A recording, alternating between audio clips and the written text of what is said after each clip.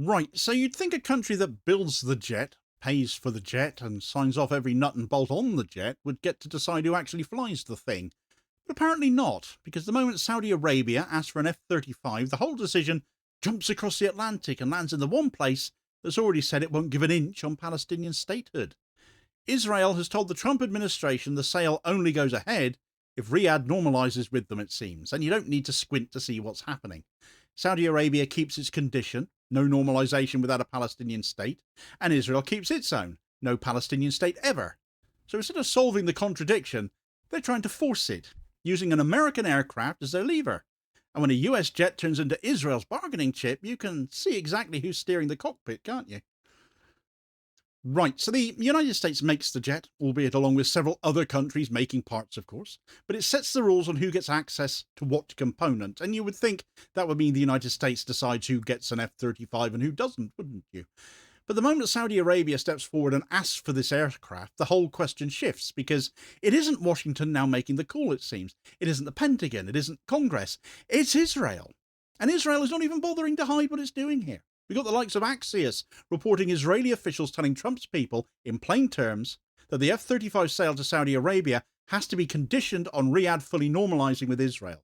And you don't need to be an expert in anything to see what that is. That's coercive conditionality. Dress it in polite language if you like. Strip the wording down, and Israel is turning a US-led weapons platform into a pressure tool to break a political red line that Saudi Arabia has held for 2 decades, which is that normalisation only happens once there is a credible path to a Palestinian state. And when you've reached the point where an American jet is being used to force the collapse of a foreign policy position that Israel cannot defeat at the negotiating table, you're not watching diplomacy anymore. You're watching leverage being applied because the politics don't go Israel's way. This is blackmail they are resorting to basically now, isn't it? We need to walk through this properly, though, because the entire thing only makes sense once you look at the structure of power at play. Now, the F-35 isn't just a piece of hardware, it's the flagship of the US 5th generation fleet of Western armaments in such regard, if you like. A program so tightly controlled that any export requires not just the president's approval, not just congressional oversight, but a review to ensure Israel's qualitative military edge is preserved too.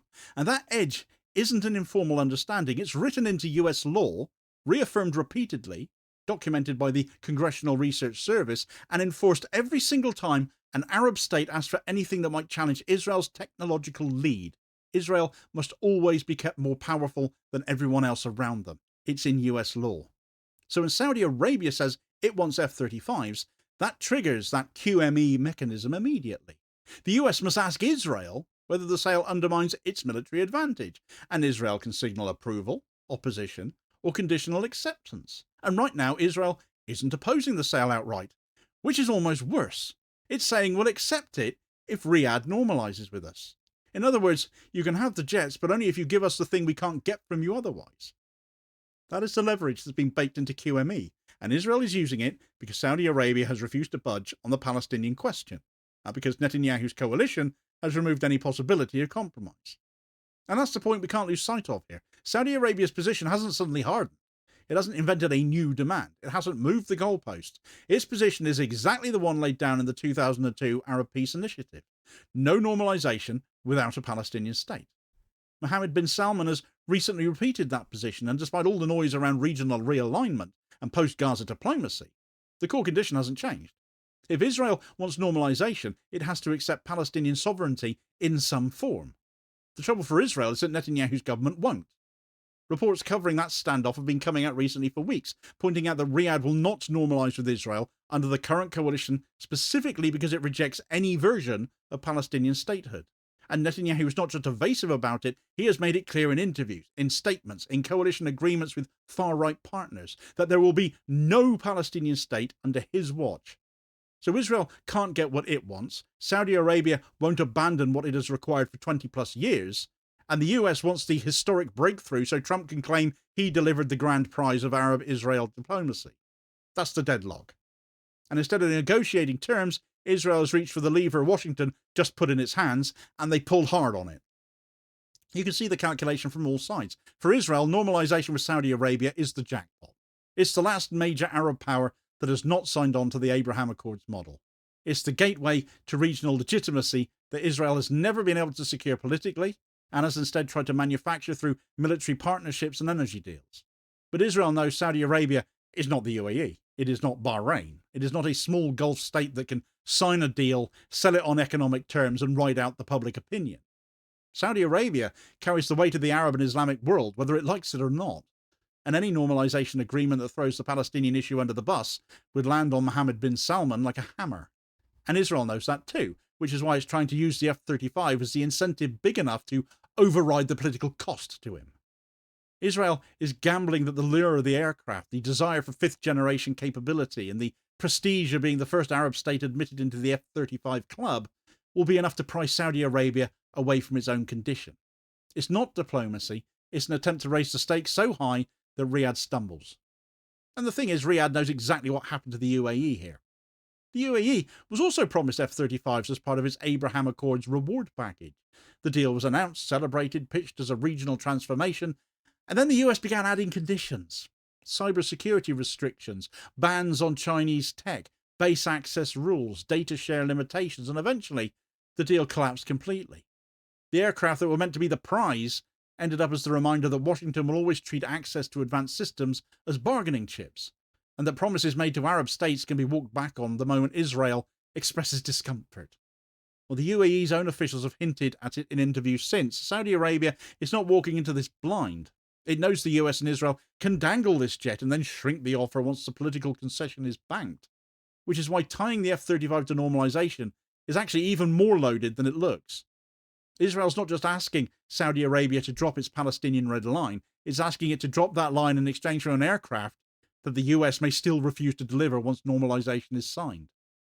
This is where the US angle really matters. Trump wants the diplomatic trophy. Reports describe how aggressively he is pushing for a Saudi deal. But he also needs Israel on board because of QME, and Israel knows its approval is the key that unlocks the sale. So Washington is caught between its own strategic interest in keeping Saudi Arabia close, its legal obligation to protect Israel's military edge, and its political interest in delivering a normalisation breakthrough before any other power steps in. This is why the US is willing to let Israel frame the terms of a jet that the US, not Israel, manufactures and sells. And that is why the question of who's in charge here is not rhetorical at all. Israel isn't just influencing US arms policy, it's directing it, because the structure of QME gives Israel that authority whether anyone else likes it or not. And the United States is acting as if Israeli political needs outrank its own strategic autonomy, because functionally in this instance it does. And this is where the Palestinian issue comes back into the centre, because despite all of the Western commentary about regional dynamics and post-conflict realignment, the core problem hasn't shifted an inch. Saudi Arabia cannot sell normalisation to its own public if Palestinian sovereignty is not part of the deal. The Arab Opinion Index shows overwhelming opposition to normalisation across the region. 90% oppose it, give or take a point depending on the question. That's the political reality Mohammed bin Salman has to deal with, has to reconcile with. And Israel is now asking him to burn through that political reality in exchange for an aircraft program that has already failed one Arab state. It's absurd, and Saudi Arabia knows it's absurd, and yet the pressure is still being applied because Israel sees one last chance to lock in a diplomatic win before the fallout from Gaza cements a permanent rejection of normalisation right across the region.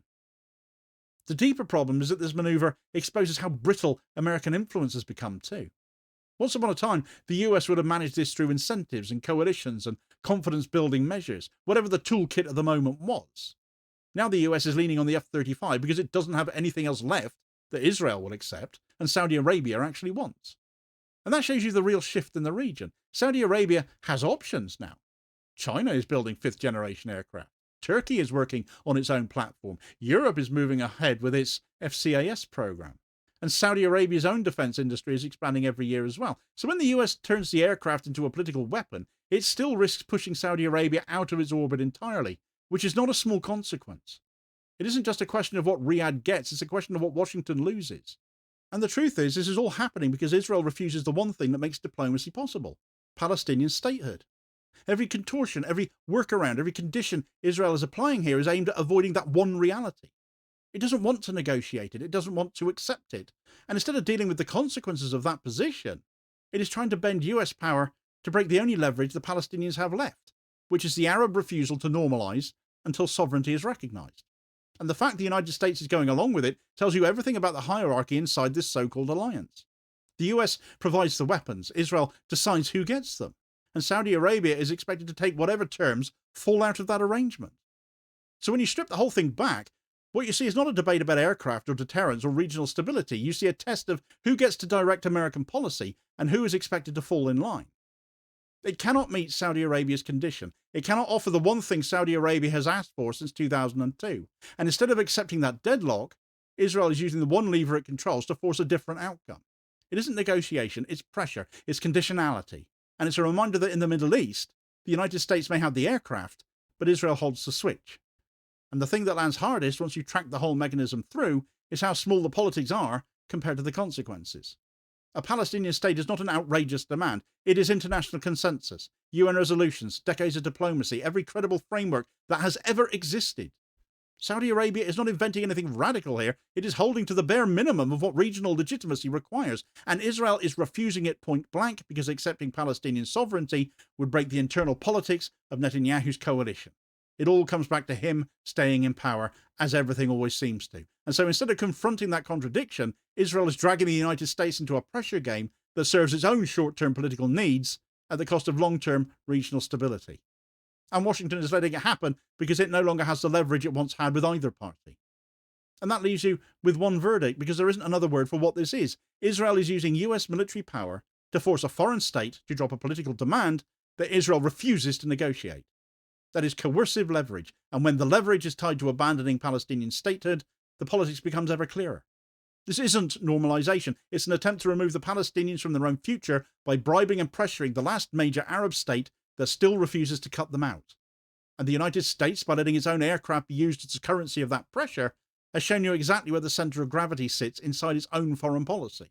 It's not in Washington, it's in the one place it got to decide who gets the F-35 before the conversation even started.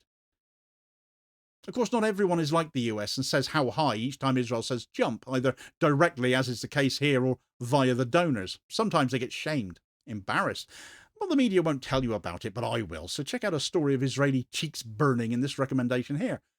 Please do also hit like, share and subscribe if you haven't done so already, so as to ensure you don't miss out on all new daily content, as well as spreading the word and helping support the channel at the same time, which is very much appreciated. Holding power to account for ordinary working class people. And I'll hopefully catch you on the next one. Cheers, folks.